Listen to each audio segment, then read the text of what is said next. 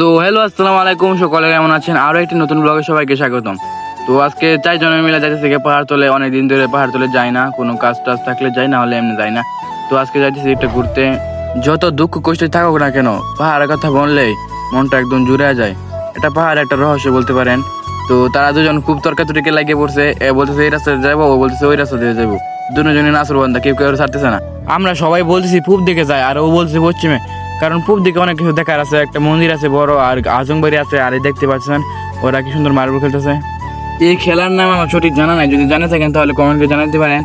আর অনেকটা ক্লান্ত হয়ে গেছি, পুরা রোদের মধ্যে আসতেছিলাম, এখানে একটু জিরাইতেছি। মানুষ গরু পাহাড়ে উঠে দেয়, পাহাড়ে গরু মুরু খাওয়া, আর এখানে তারা বসে থাকে। পাহাড়ের প্রাকৃতিক ঠান্ডা হাওয়া আর চারিদিকে পাহাড়, এখানে বসে থাকলে শরীরের ভিতরে অন্য একটা ফিলিংস চলে আসে, যেটা বলে বোঝানো সম্ভব না।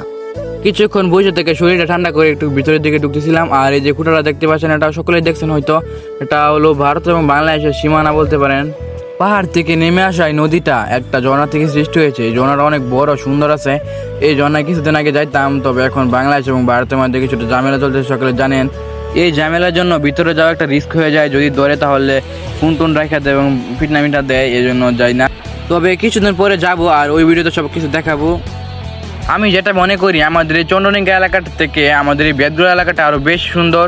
চন্দ্রডিঙ্গা এলাকাটা কিন্তু ভাইরাল হয়ে গেছে, তবে বেদগোড়াতে যে কিছু আছে এটা চন্দ্রডিঙ্গাতে নাই। তো আসতে পারেন, আপনারা আমার সাথে যোগাযোগ করে আসতে পারেন, আপনাদেরকে নিয়ে ঘুরবো।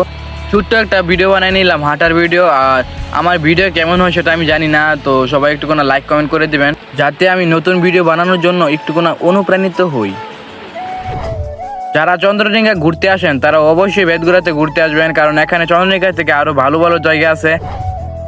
রোদের মধ্যে অনেকটা ঘোরাঘুরি করে আবার এই জায়গা থেকে বসছিলাম, যার যার ছবি সবাই নিয়ে নিতেছিলাম এখনই। আর আরেকজন কিন্তু এখান থেকে মিসিং। যদি জানেন এটা কি শাক তাহলে আপনারা কমেন্টে জানিয়ে দিতে পারেন।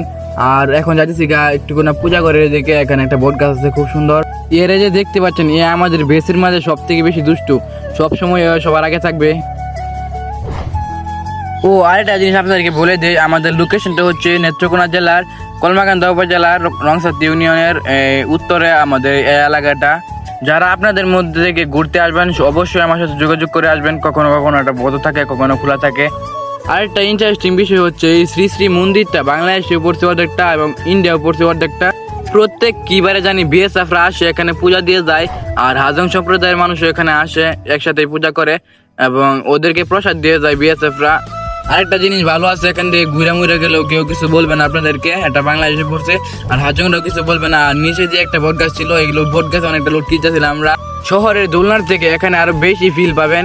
চারোদিকে পাহাড়, মাঝখানে একটা দোলনা, এখানে বসে থাকলে অনেকটা মজা লাগে। তো অনেক সময় বসে রয়েছিলাম এখানে সবাই মিলে।